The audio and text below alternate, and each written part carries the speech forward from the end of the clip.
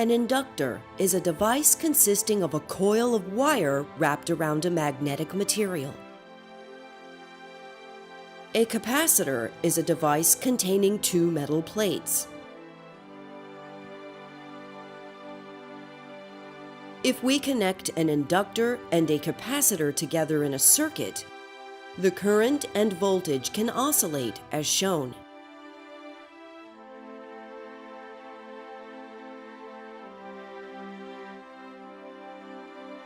We call the frequency of these oscillations the resonating frequency of this circuit.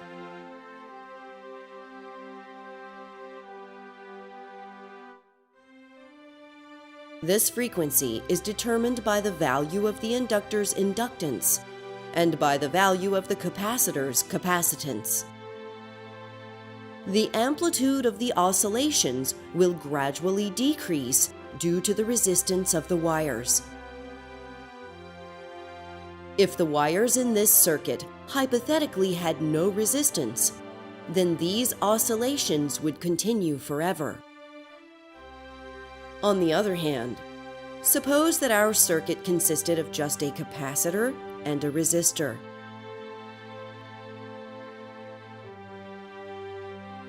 Once the capacitor discharges, the voltage across the resistor will be zero.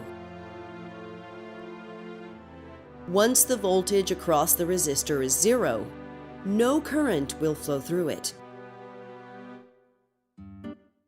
If no current is flowing, the capacitor will never recharge.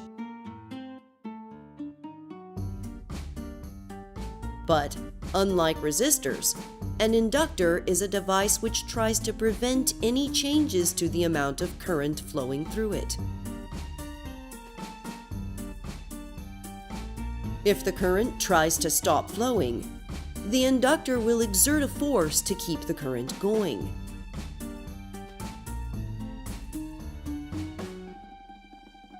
In the circuit with the resistor, when the capacitor fully discharges, the current drops to zero. If we replace the resistor with an inductor, then when the current tries to decrease, the inductor will exert a force to keep the current flowing. This current will then charge the capacitor in the opposite direction. The capacitor will then want to discharge, and the cycle will repeat itself.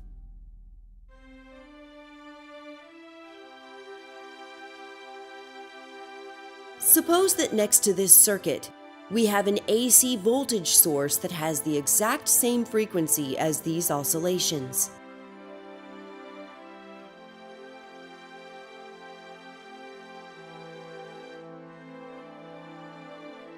If we add a resistor as shown, the voltage at both sides of the resistor will always be equal.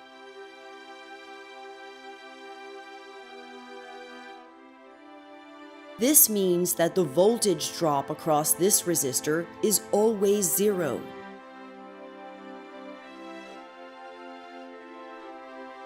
If the voltage drop across a resistor is always zero, then no current will ever flow through it. From the perspective of the AC voltage source, the inductor and capacitor parallel combination behaves like an open circuit. The inductor-capacitor parallel combination can be replaced with an open circuit, and the AC voltage source wouldn't know the difference because no current would flow through the AC voltage source in either case. Now, suppose we take the same inductor and capacitor we had before, and we connect them in series instead of in parallel.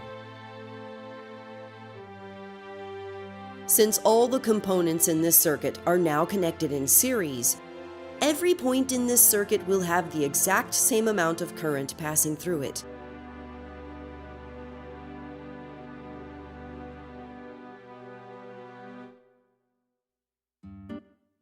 The resonating frequency of the inductor-capacitor combination is still exactly the same as before.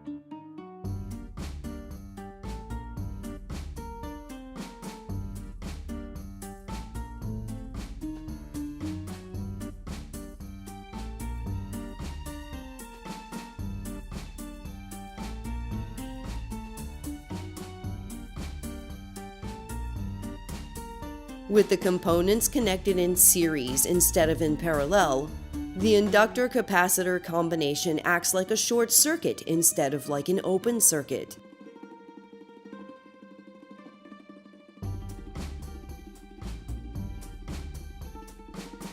This inductor and capacitor in series could be replaced with a short circuit, and the AC voltage source wouldn't know the difference, because the exact same amount of current would be flowing through the AC voltage source as before.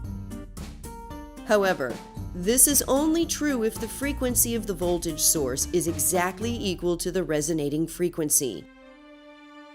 The closer the frequency of the voltage source is to the resonating frequency, the more the inductor-capacitor series combination will look like a short circuit, and the larger the amplitude of the current will be. The opposite is the case if the inductor and capacitor are connected in parallel.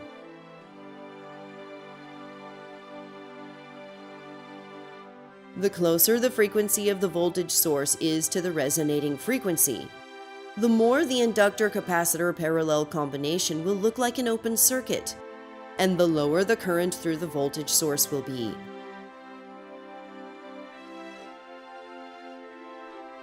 Details about inductors are available in the video titled Inductors and Inductance.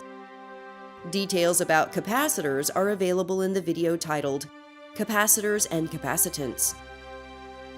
Much more information about electric circuits is available in other videos on this channel. Please subscribe for notifications when new videos are ready.